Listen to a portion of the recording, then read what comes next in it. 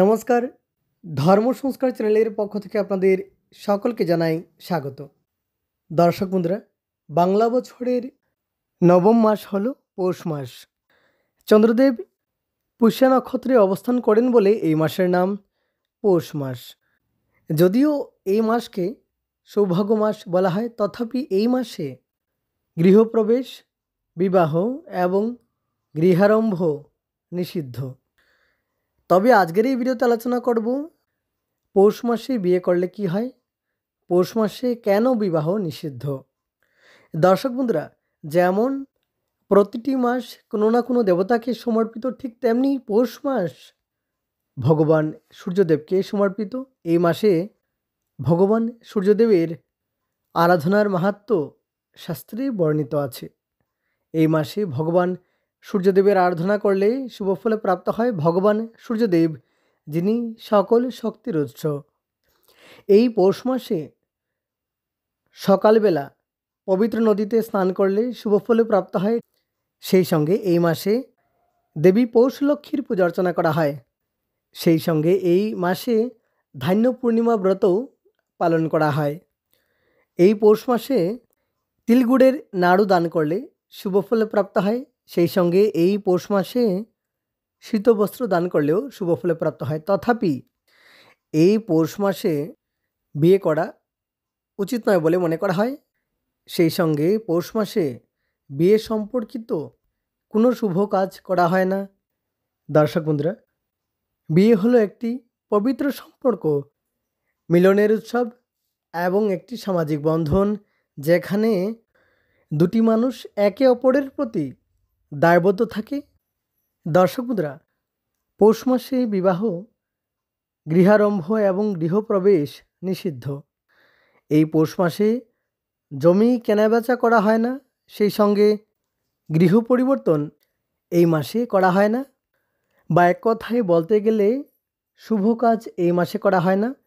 বিশেষ করে বিয়ে সম্পর্কিত কোনো ধরনের কোনো শুভ কাজ এই মাসে করা হয় না। এই পৌষ মাসে বিয়ে সম্পর্কিত কোনো আলাপ আলোচনা করা হয় না। সেই সঙ্গে বিয়ের কেনাকাটাও এই মাসে করা হয় না। দর্শক বন্ধুরা, প্রচলিত বিশ্বাস অনুসারে পৌষ মাসে বিয়ে হলে কন্যার জীবনে বিভিন্ন ধরনের সমস্যা উৎপন্ন হতে পারে, বা বলতে গেলে দুঃখ কষ্ট লেগেই থাকে। দাম্পত্য জীবন তেমন সুখের হয় না। এক কথায় বলতে গেলে পৌষ মাসে বিয়ে তেমন শুভ ফলপ্রদ নয়। এমনকি পঞ্জিকাতেও পৌষ মাসে বিয়েকে অশুভ বলা হয়েছে।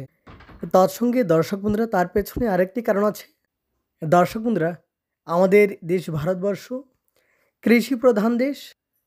অধিকতর মানুষের প্রধান জীবিকা হলো কৃষি, এবং এই পৌষ মাসে ধান কাটা এবং তা ঝাড়াই বাছাই করে সারা বছরের জন্য সঞ্চয় করে রাখার কাজে নিয়োজিত থাকতেন, বা এই সময়ে নানান কাজে ব্যস্ত থাকতেন তারা, এবং বিয়ের মতো সামাজিক অনুষ্ঠানের ব্যবস্থা করার সময় এবং সুযোগ পাওয়া যেত না।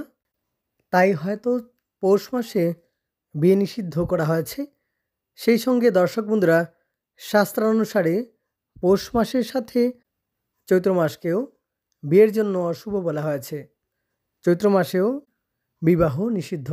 দর্শক বন্ধুরা, যদিও পৌষ মাসে বিবাহ নিষিদ্ধ, গৃহারম্ভ এবং গৃহপ্রবেশ নিষিদ্ধ, তথাপি পৌষ মাসের বিশেষ ধার্মিক মাহাত্ম্য রয়েছে। এই মাসে তিলগুড়ের নাড়ু দান করলে শুভফলে প্রাপ্ত হয়। এই মাসে প্রাতকালে পবিত্র নদীতে স্নান করলে শুভফলে প্রাপ্ত হয়। সেই সঙ্গে এই মাসে, এই পৌষ মাসে দেবী ধান্য লক্ষ্মীর পূজা অর্চনা করলেও শুভফলে প্রাপ্ত হয়। দর্শক বন্ধুরা, এই পৌষ মাসে আপনার সুযোগ সামর্থ্য অনুসারে অভাবীদের মধ্যে বা প্রয়োজন থাকা ব্যক্তিদের মধ্যে যে কোনো বস্তু দান করতে পারেন। সেই সঙ্গে শীতবস্ত্র দান করলেও শুভফলে প্রাপ্ত হয়। তাহলে আজকের জন্য এ পর্যন্তই। অনেক অনেক ধন্যবাদ ভিডিওটি শেষ পর্যন্ত দেখার জন্য।